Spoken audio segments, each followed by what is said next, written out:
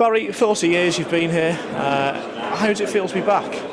Well, it's a bit of a Groundhog Day experience, isn't it, in terms of here we are again, it's this time of the year, but because of the nature of sport and the changing of the guard, if you like, every year seems to throw up another chapter in this soap opera of snooker. So you go back to 1977, £17,000 total prize money. Fast forward this year, the first round loser gets 16.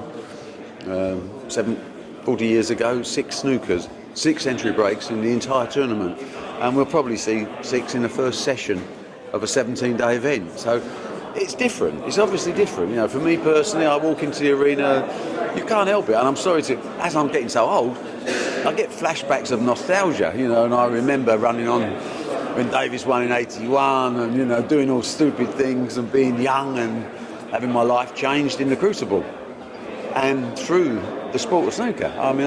There's no doubt, I wouldn't be sitting here if we didn't have the crucible, if we hadn't had those crucible moments. So now I look at the stars of today, and we are truly a global sport.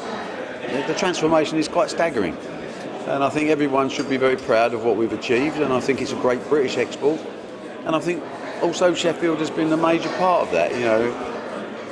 Again, without being too political, but Sheffield as a city has changed enormously in those 40 years. It was a mining colliery town, really, city, but very dependent on the mines, and suddenly it shows the ability for people to change, to adapt to changing circumstances. This wonderful city now is becoming a high-tech example to other cities around the world of what you can do, and snooker's played a small part in that. Attracting investment from for example, a huge number of Chinese companies, and the association began through snooker. So it's like someone who introduced you to your wife. You never forget the introduction, and I think Sheffield and us are married, which is why we're going to commit to staying here for so much longer, despite huge financial offers around the world.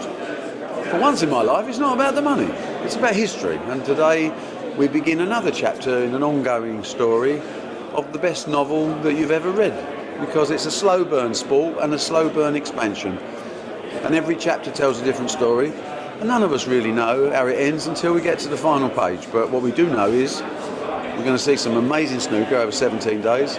We know we're going to see a global audience, over 400 million people tune in, and we're going to see a new world champion, or maybe another Selby victory, who knows. But whoever, as they said at the press conference today, whoever wins this event has earned the right to call himself the best player in the world. And Barry, you talk about sentimentality, looking back, and you've been here, you've seen it all. Is it that 81 win where you're punching the air after Davis's win, or is there another one that does stand out? The 85 final, also memorable for different reasons. Yeah. Which is one that does stand out for you the most? The 81, without a doubt. Again, I think talking to young people, it's horrible when old people get nostalgic, so bear with me, that day changed my life. It changed Steve Davis's life. We were 2 kids from council houses, and we had a dream. His dream was to be world champion and the best player in the world. My dream was to be by his side and to develop around that.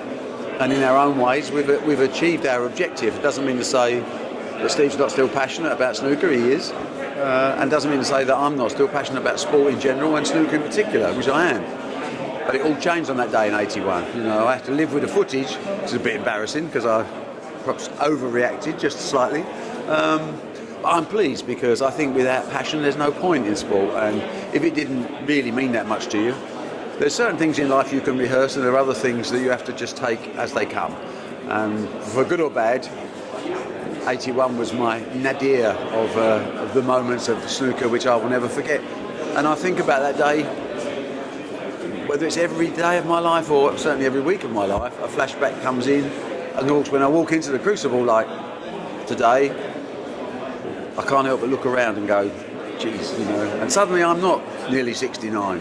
Suddenly I'm 29. And it's amazing what goes through your head. And it's a really nice, warm feeling about feeling comfortable with yourself.